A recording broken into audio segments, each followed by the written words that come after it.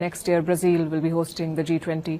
Would you like to welcome President Putin to Brazil for the G20? He will be invited. So, I believe that Putin can go easily to Brazil. You're signatories to the Rome Statute, though, and there's an arrest warrant against him. Well, what I can say to you is that if I'm president of Brazil, and if he comes to Brazil, there's no way that he'll be arrested. No, he will not be arrested.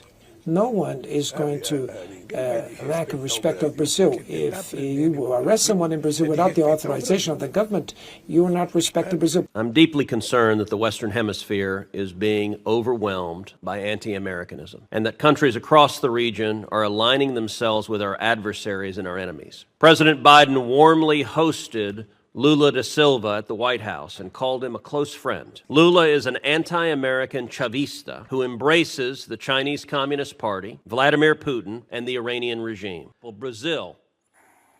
Bolsonaro, a pro-American leader, was replaced to the Biden administration's cheering with an anti-American radical Lula. And there is corruption likewise in the Lula government. In February, Lula allowed 2 of Iran's most advanced warships to dock in the port of Rio de Janeiro.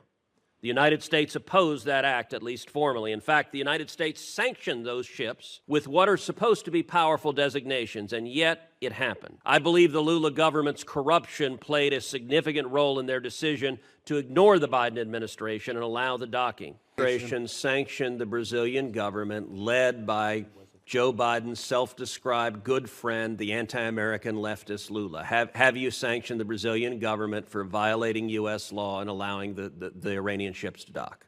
I am not aware of any sanctions with regard to that specific situation. Nor am I, and that's the problem.